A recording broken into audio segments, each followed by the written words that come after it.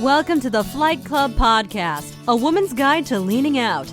We give you a behind-the-scenes look at business launch and growth through the stories of successful female entrepreneurs. Here's your host, Felina Hansen, founder and CEO of Hera Hub. Hello and welcome. I am excited to share my conversation today with Julie Yoder. She is an English language teacher and coach. She helps international professionals overcome their language and cultural challenges and, of course, communicate with confidence. Kind of a fun fact about Julie. She is a poet, she is a tap dancer, and she is a drummer. And none of this was something that she grew up with. She just decided to go for it and find the resources to learn these amazing talents in her adult years. So I'm sure we'll dive into why that was and what that means to her business. So welcome to the show today, Julie. Thank you. I'm excited to be here. Fantastic. Well, in sharing your story, your journey as an entrepreneur, and you have been an entrepreneur, you've had your business for about 12 years. So you've been through the thick and thin, I am sure. But take us back. Take us back along your career path. Maybe tell us where you're from, studies, where you went from there. Let's go way back. Okay, sure. So I think if you really want to go way back, a big part of my influence is my mother is Ukrainian and came to the U.S. as a refugee after World War II. So we grew up with two different cultures in our house.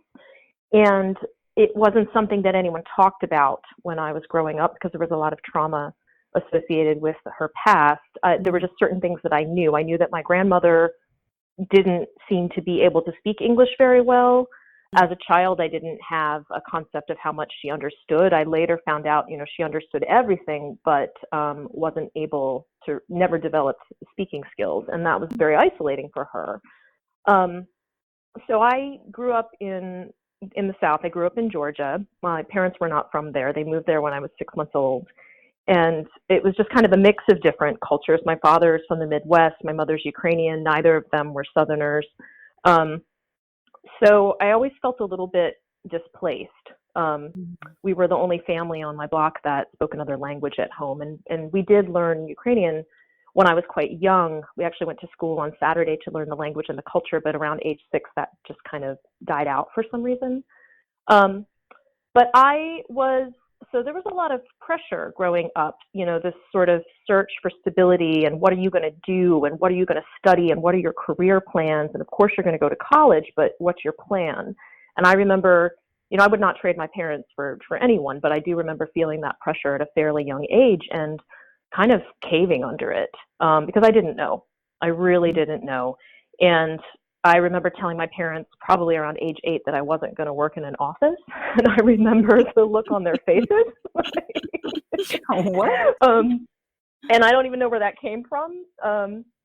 So I ended up at a liberal arts college, primarily because you have a little more time to choose if you don't know what you're going to do. And I went to, it's a small liberal arts university called Furman in South Carolina. And even there, I did find my niche and I was able to practice leadership skills and, try out different things. But even then, I felt a real strong sense of the time ticking. You had a good year and a half before choosing a major, and I just didn't know. I went in thinking I was going to be an English major, and because I had been a strong writer in high school, and I had 2 bad experiences in the English department that put me off of that. And then after that, I was completely lost. So I actually ended up taking a lot of philosophy courses just out of interest, and I switched my language from Spanish to German and started as a beginner the freshman year in college. And I was fortunate because Furman was doing experiential education before it was really a thing. We were encouraged to go on foreign study, and there were field trips built into classes and a real emphasis on real life experience. So I think probably the first part of ending up on this path was my foreign study. I spent a semester in Vienna and absolutely loved it. and also, I realize now it was my first time going to Europe, and with the whole history of displacement of my family, there were things that just felt familiar, and I didn't even realize, until years later why that might be. So I ended up majoring in German and philosophy. Again, my parents were not thrilled with this, but but they always supported me. And then it kind of, the cycle again upon graduation just started again. Well, what are you going to do? What are you going to do now? You don't have any concrete skills. You're not on a career path. And I went and worked at a summer camp in North Carolina for the summer just to buy myself some time. And then I decided I wanted to really work on my German, because like with most foreign language study, I could read, I could write, but my verbal communication skills were poor. And I looked for opportunities to go back to German-speaking countries and just immerse myself. And I ended up working as an au pair in Switzerland, in Davos, and it was pretty terrible, actually. Oh no, what happened? But it's just, it's kind of interesting.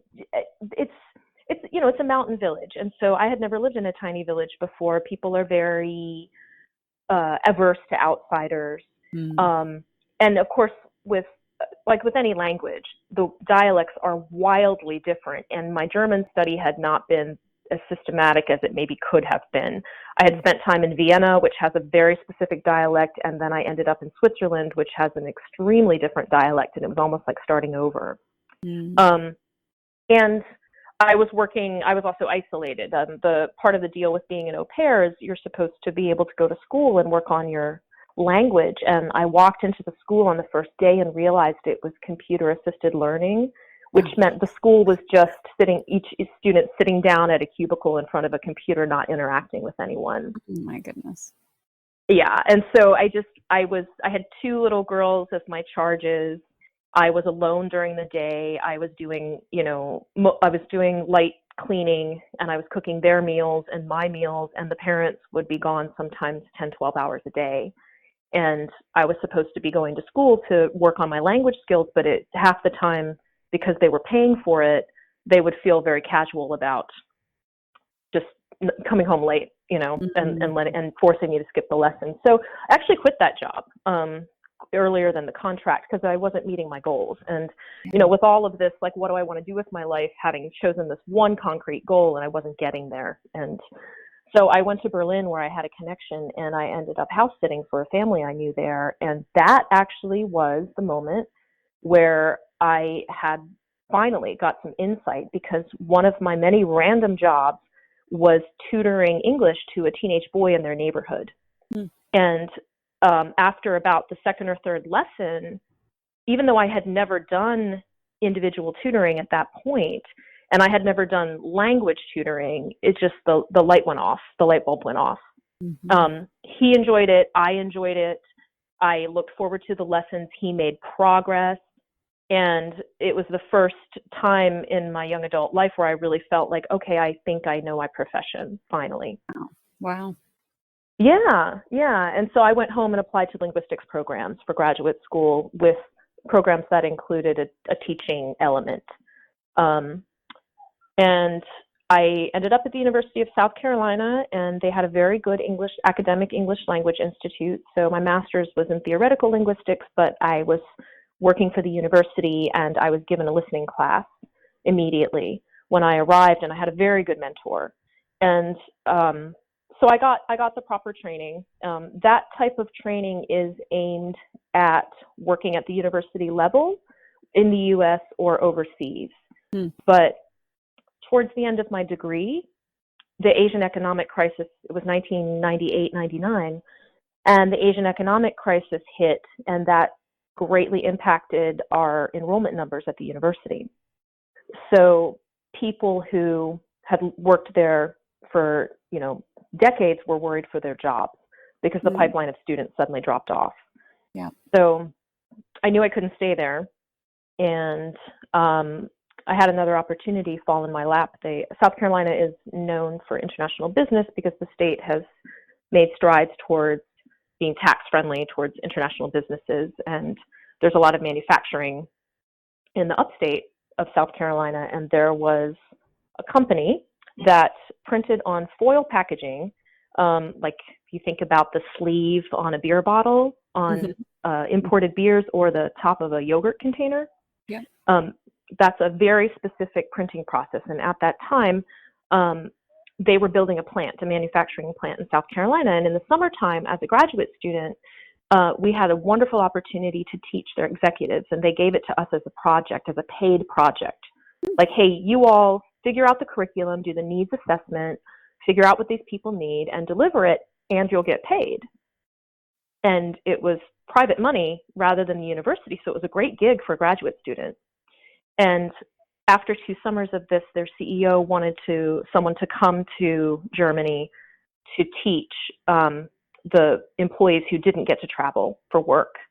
And I actually, it's a funny story, I'm not sure he really thought this through in terms of, this is a great thing for my company. He actually kind of liked one of my classmates. Oh, and he wanted her. It was more like, oh my gosh. Cynthia. Jeez. I want Cynthia to come to Bavaria for the summer and teach. And she was married and she caught on to what was going on and she said no. So I was sloppy seconds, but but nonetheless, I got to go. Yeah, I took the job because it was a good opportunity. And in my field, that's actually part of, the profile. There are certain qualifications, and having spent time teaching overseas is one of them. It's kind of a mark against you if you've only stayed in the United States teaching international people who are here. And I knew I needed to get that experience under my belt. So I did that for the summer, and it was great. And I lived in northern Bavaria, and the company paid for everything. And I did business English, and I did all of the curriculum development. But then the summer was over, and I came back, and once again, I found myself in a place with no plan. And I was dating somebody at the time who lived in Washington, D.C., and I thought, well, it was one of those moments in life where you can go anywhere. I could, I don't know, I couldn't go back to South Carolina. There were no jobs. I didn't want to go back to Atlanta where I had grown up. I was like, okay, let's just go to Washington and see what happens. And when I got here, I applied to temp agencies and also a private English language school. And the money was terrible. Money was absolutely terrible. It was the same as temping, but it was in my field. And I took that as a temporary gig. And I really think, the time in Berlin was I think I could be a teacher. The first few months in Washington was the time period of, I think I might be a good candidate to work for myself one day. Because I had had the proper training. I had had some teaching experience at that point. I didn't like how they treated the students in this school, and I didn't like how they treated the employees either. And I was actually overqualified, which sounds weird because you would think that they would want, but they didn't really want people like me because they know that eventually we would agitate for higher salaries. I think I was getting $12 an hour at the time. And they had just raised it, I think, from 10 to 12. And so they didn't want to hear anything about the pay. And I mean, that was fine. I had a good team of people I worked with. I was exposed to the diplomatic community who, a decade later became my clients. And I didn't see any of this at the time, just that I would walk home and think about, if I were running this joint, here's what I would do. Yeah, I know what I wouldn't do. But that idea seemed so scary. It seemed so scary at the time. It was really just kind of channeled into frustration about my current situation. And I needed health insurance. So I ended up applying to the public school system. And that, specifically for the benefits, because my money was running out. I had been working at a very low salary in an increasingly expensive city. And the universities weren't calling me back. I was qualified, but I had applied to many and hadn't heard anything. So I ended up in the public school system, and I stayed there for 6 years. And I loved aspects of it. I really loved aspects of it. It was a transition because I had to, I had trained to teach adults and university students, and I had to adapt to an entirely different population, particularly in the way that I communicated with parents. But the students we had I had the total beginners for my first 3 years. They were absolutely brand new to the country, and there were a lot of refugees and students from Western Africa. And I loved the students. I loved that within the public school system, the international families trust you and respect you for the most part. I didn't really have issues with fighting with parents or, being disrespected or always having to defend what I did. But it was, the needs were endless. The needs were endless. Many of these kids didn't have socks. They would come to school with no socks in the middle of the winter, and you would call home and they would say, oh, well, her family hasn't sent the money for socks from Africa. They were always hungry.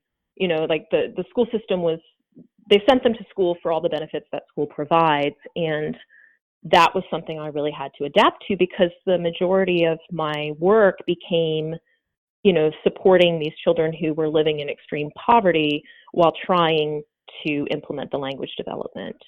So it was very different from how I had started out. And so I want to pause on this, because you had thought about going on your own or at least in that direction, but health insurance, yes, is important. Right. And just the sense of stability, of course, that especially in private industry isn't always there, but in theory it's a bit more there in, say, a public school situation. I want to fast forward a little bit and get into the decision-making process to actually do that, to jump. So your company is called English with Purpose. You have been doing this for over 12 years.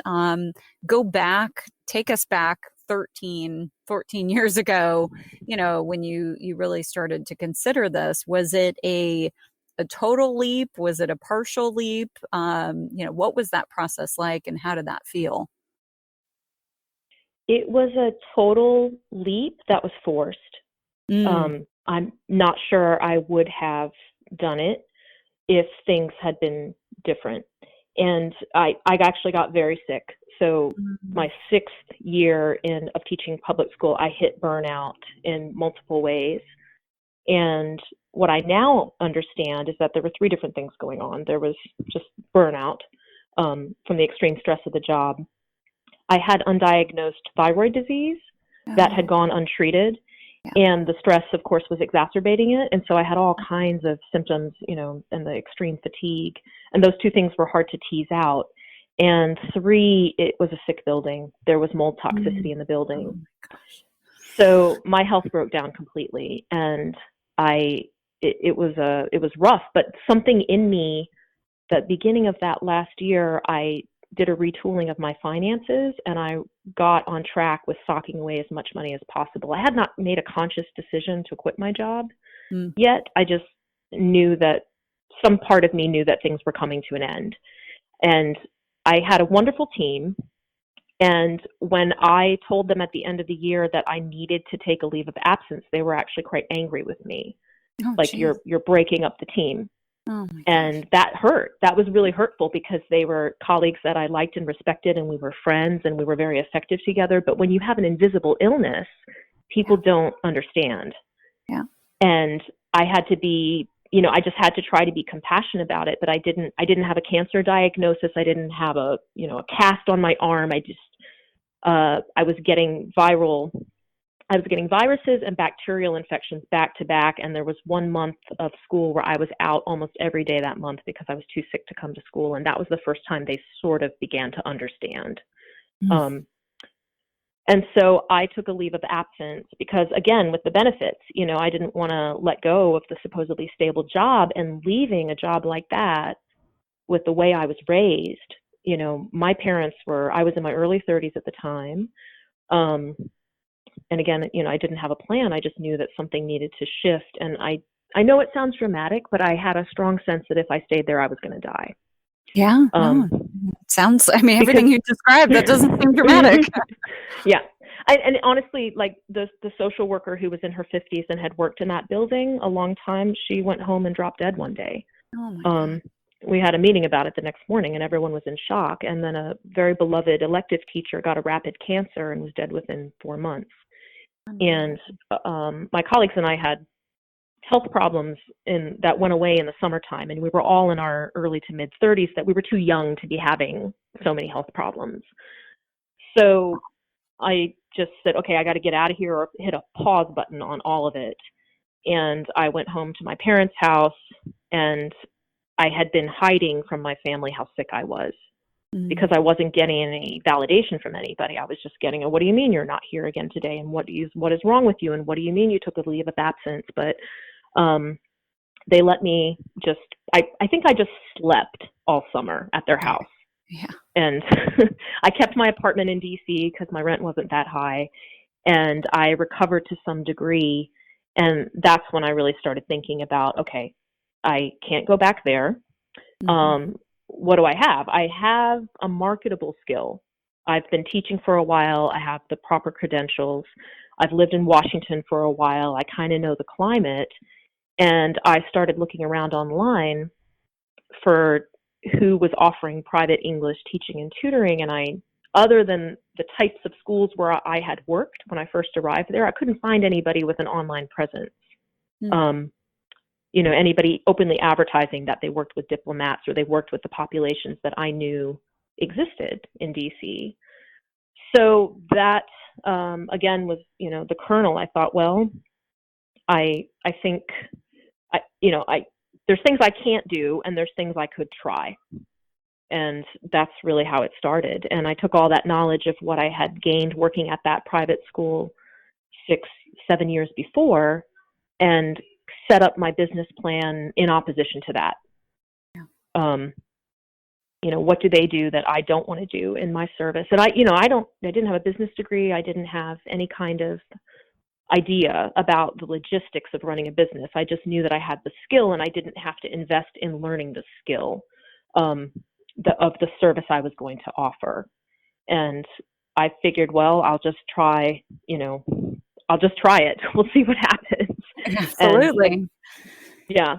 So I want to go ahead. Sorry. No, it's okay. I want to make sure we have time to get into the business too. What you do, how it's changed over the last 12 years. And also, with some of those twists and turns and economies go up and down. I mean, I noticed you started your business January 2007. So not too long after that, the world kind of went through a little bit of a shakeup. Yeah. Economically.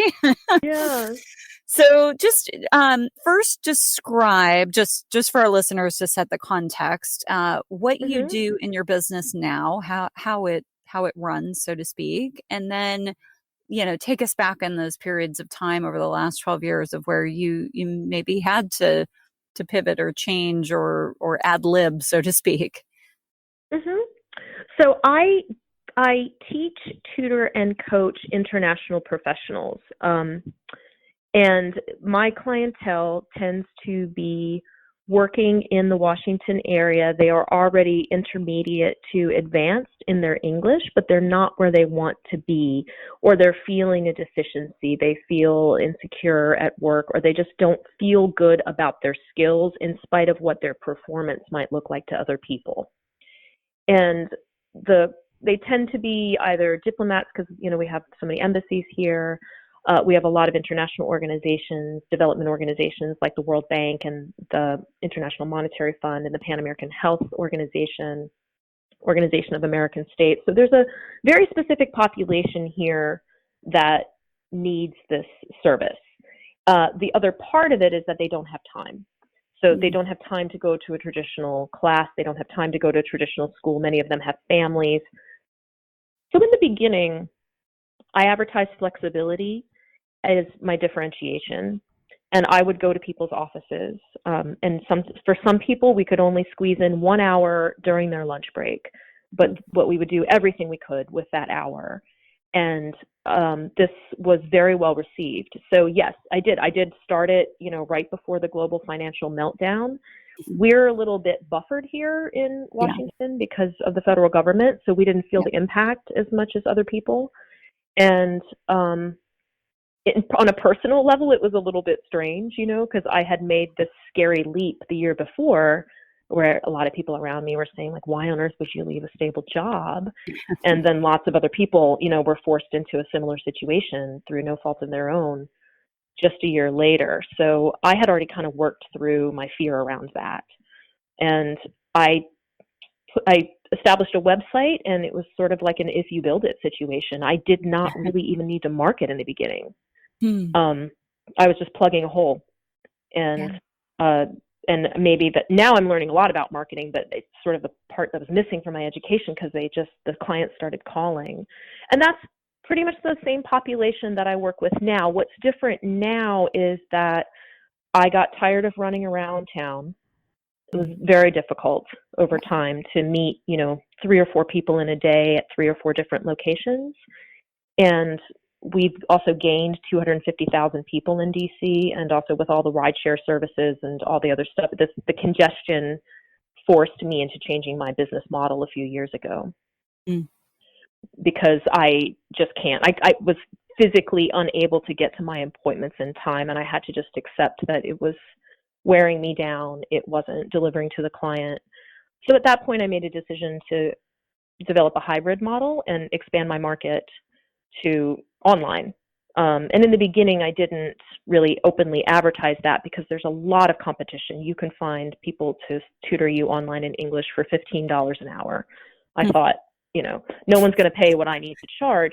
Yeah. So I started with just clients who would come to Washington, and then their appointments would be over and they would go back to their countries. We would continue the lessons online. And that worked out pretty well. And it actually wasn't until 2 years ago that I made the decision to openly market to the online market and try to shift things so that I still have these in-person clients, but I also have, let's say, 60% ideally of my work online because it's more efficient. We can get more done when you're not traveling, you're not fighting traffic, you know, all that stuff.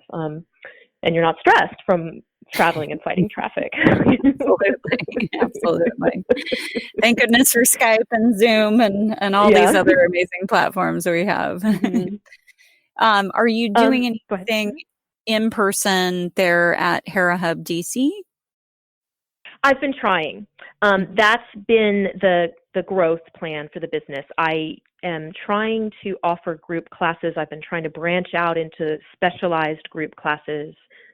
And Hera is wonderful because the way that Julia has set it up, I can book the conference room, I can try to run something, I can market it, and if it doesn't work out, I just cancel the booking and, nothing is lost on my end.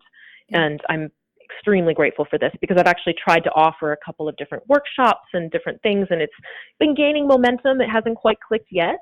But I think January, when I try again, now that I understand a little bit more about marketing strategies, I think that'll be the first time that I'll successfully run a group at Hera Hub using them as the classroom space. Fantastic. Talk a little more, Julie, about some of the other things you're excited about in the upcoming year. Yeah, what's on the horizon for your business? I've been working on a project for 3 years, which is English language immersion retreats. This is a very successful idea in Europe. It started in Spain, actually. And in 2017, I went as an English volunteer to experience the programming and see how they run things. And what the concept is it's a week-long retreat, maybe a weekend. Half of the participants are paying for an immersive English experience, and half of the people there are English-speaking volunteers who are there to create the experience. And this is something that my clients need because they can talk about their professions, they can talk about their technical work, they know all the technical vocabulary. It's the day-to-day English and the spontaneous conversations that trips them up. And this is what people have been coming to me with their challenge, in a private tutorial setting for 10 years. And I'm hoping 2020 will be the year that we finally get it off the ground. I've run a few pilot retreats to test out some retreat centers in the area and to test out caterers and things like that, and to, just work out the kinks.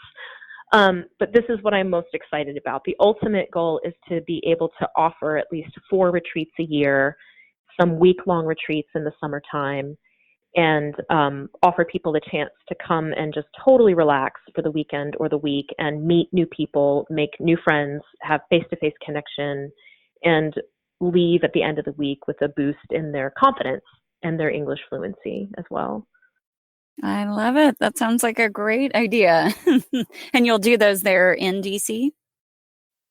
Sorry, yeah, good question. Actually, I'm working with a retreat center outside of Frederick, Maryland, which is about an hour from here. It's called Foxhaven Farm and Learning Center, and they are wonderful. They have 3 different renovated farmhouses that you can rent and caterers that they work with, but their actual education center is focused around connection and land ecology, and they're doing all kinds of cool things on their own, and they rent to various groups, and I feel like they're the best fit for this project right now.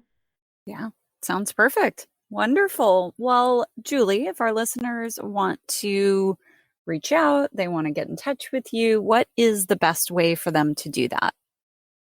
If you go to my website, englishwithpurpose.com, there is a contact tab, and that goes directly to my personal email. So you can just shoot me a message through there. Perfect. Awesome. Thank you so much for your time. I've really enjoyed our conversation. Thank you. Thank you for giving me the platform to tell my story. Thank you for joining this week's episode of Flight Club, sponsored by Hera Hub. We look forward to sharing more success stories with you soon.